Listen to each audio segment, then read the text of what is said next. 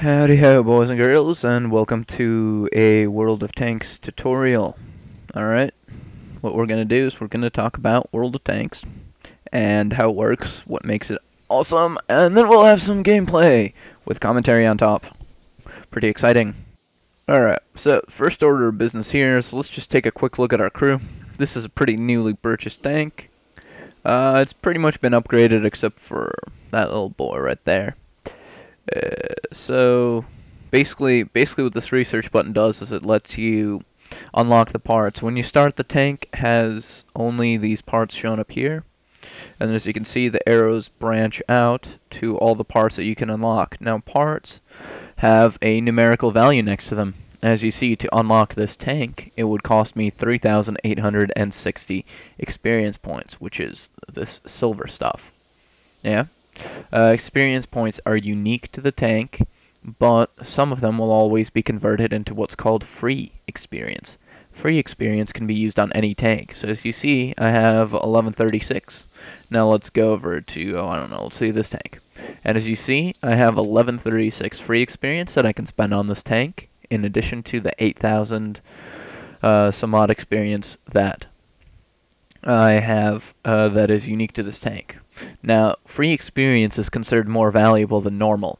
So if I were to unlock this radio right now, I would be using only the tank's experience because I have enough of it to cover that. The game's pretty smart, and you know, it tries to avoid having you use your free experience on things. And when, obviously, as you saw, things get a nice green border lit up around them when you can unlock them. And then sometimes things get a little complicated. Like, for example, here. This tank has been, as you see, it's got a little golden tank in the bottom. That means it's become quote-unquote elite. And what this means is that I've unlocked every single module for this tank, but I can still choose to play. As you can see, there's a little checkbox that appears here in lieu of the free experience.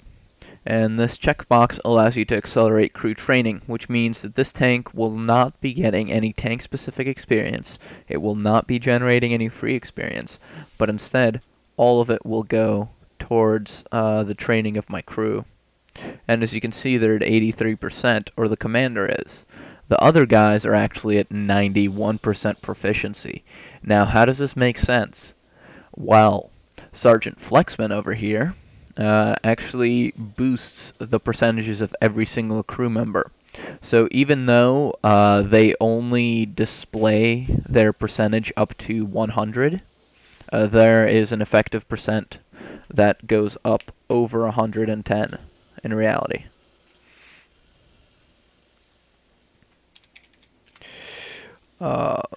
So yeah, that's basically how the crew training works. And once you get a crewman to 100, you can actually see, open personal file.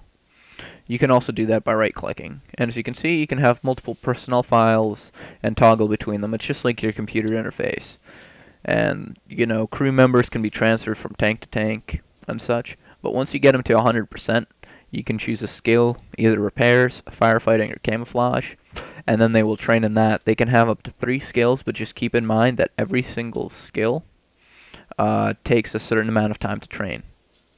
And as you can see, this crew member has a pretty good average experience per battle, you know, and the qualifications are only available once he reaches 100%, so he's not quite there.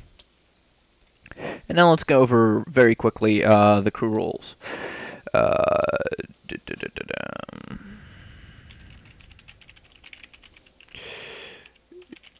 Yeah, alright, so anyways, commander, as I said, his job is to boost your crew. The gunner, he is the one who controls how fast your aiming reticle gets smaller. So as you notice over here on the right, we have a bunch of stats, yes? And some of these stats are actually affected by your crew member, but not all of them. We can actually go over here, and if we view characteristics, wait, no, that's the wrong way to do it. We want to view characteristics on this, yeah. You just right-click the gun to bring up this menu here. and as you can see, it has a 2-second aiming time. Well, that 2-second aiming time actually assumes that you have your crew maxed. So that means you have a 100% commander with a 100% gunner, and on top of that, it also assumes that you have chocolate, which can actually be right, consumables. Chocolate. Case of cola. There we go. Used to be called chocolate, my bad. But what this does is it gives plus 10% to all of your crew skills. So yeah, that basically boosts your crew even further. And all the stats that are being shown anywhere over here, or specifically the gun stats, are the ones that are the most affected. The aiming time gets affected. Your tank's acceleration gets affected, obviously. The view distance, kind of stays the same, in all honesty. That doesn't get changed. What the driver does is he doesn't increase your max speed. He increases how fast you get there. So it's like he becomes better at doing gear changes. The radio operator becomes better at doing long-range communication, so radio range actually changes. And finally, the loader does the obvious thing. He changes how fast you reload. Now, naturally, this brings up the question of, let's say we go over to the M37. Well, here we have 2 loaders. Well, what the game will actually do is it will average those 2 loaders, and that will determine your loading time for the tank. Alright, so that's what it's like. Alright, so here we are in a match. The first thing you want to do is you want to hit tab and look at the tanks on your team. This will dictate your strategy for the game. As you can see, there are no heavies in this battle. There are only mediums and lights. So what I want to try and do right now is just hold right mouse button to look around without turning my turret. And I probably want to just follow along with some other mediums on my team. I'm going to choose this guy right here, because he's another high-tiered medium, and between the two of us, we should be able to put out some pretty good damage. Now, in a little bit of higher-tier games, you want to be careful about driving through the fence, because artillery pieces can actually see that, and they can use it to kind of pinpoint your location or something of the type. In reality, though, you don't really have to be concerned about it terribly much. You can just do what you feel. Alright, so now we're just going to be following along with this guy, because it's always good to stay in a, well, in a team. It's a team-based game, so you want to stay with your team. As you can see, this T-34 had the same idea. So now we're a little bit of a force to be reckoned with. Alright, there's 3 of us, and we are the top-tier tanks in the game. Admittedly, that T-34 isn't upgraded, but this Panzer IV is.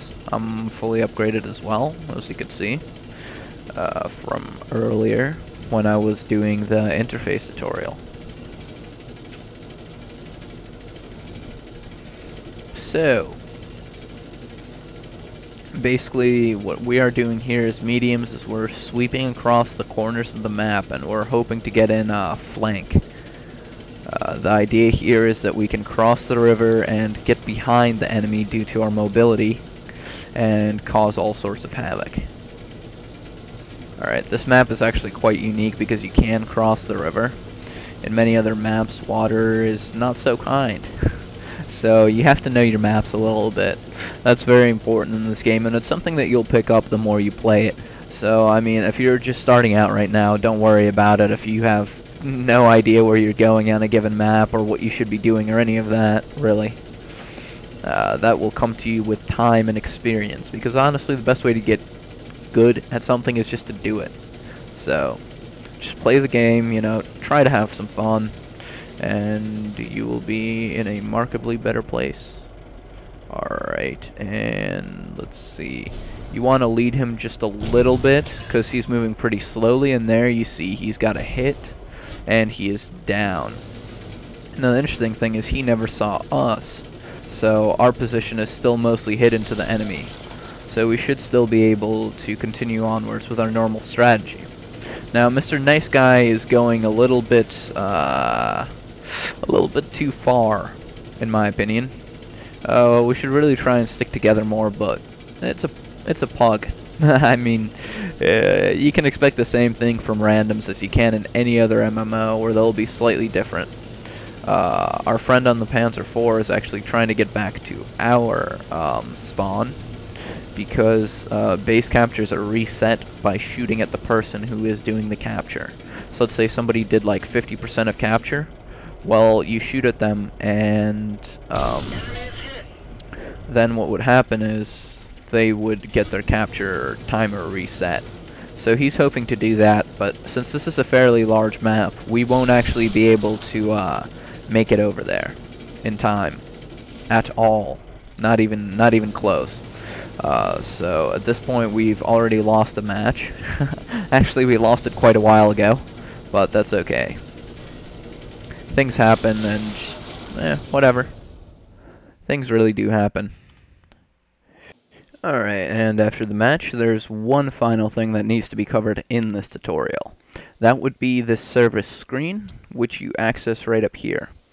Obviously, we've already gone through as to how to buy modules. You click it, and then it asks you whether you want to spend the money, and there you see the cost, and the part will automatically be installed on your tank. If you feel like changing any of the modules, you can just click on them. So I can click right there, and I will be reverted back to my 105mm gun, or to here, and as you can see, my ammo is actually stored automatically, and it actually, after every battle, gets resupplied automatically to these numbers that I have chosen, which fit my playstyle. Your numbers will obviously be different, and you may want to have a full stack of ammo, you may not. It all really depends on how you like to play, and repair automatically is also quite nice. You want to kind of leave that off when you're just starting out, because sometimes you won't have the money for repairs or something like that will happen. But in general, things work out quite nicely. And the final thing I want to cover is premium accounts. You buy these with the in-game gold, which you see up here. You can click the Get Gold button, and it will open the World of Tanks website where you can purchase gold. You can also exchange gold for money at a rate of 1 gold being 400 credits. That was actually upped. It used to be kind of smaller. And you can also use gold to convert normal tank locked experience on elite tanks such as this M4 Sherman into free experience, which can be used on any tank. Now for premium, you literally you get 50% more credits and experience per battle. It speeds up your progress through the game, and that's pretty much all it does. Finally, let's talk about buying tanks. As you can see, here's the store, where, this is the depot. This is what I have. These are the modules that I have. And as you can see, I have quite a few of them that I'm currently not using that I could sell off for a little bit of money. But it's a diminishing returns kind of thing. You buy it for 11,000, you'll probably sell it for only 1. Now this is a store where you can buy shells, equipment, consumables. It's much easier to go through the other game menus, but what you want to buy here are tanks. So for example, this is a premium tank. As you can see, it costs 1,500 gold.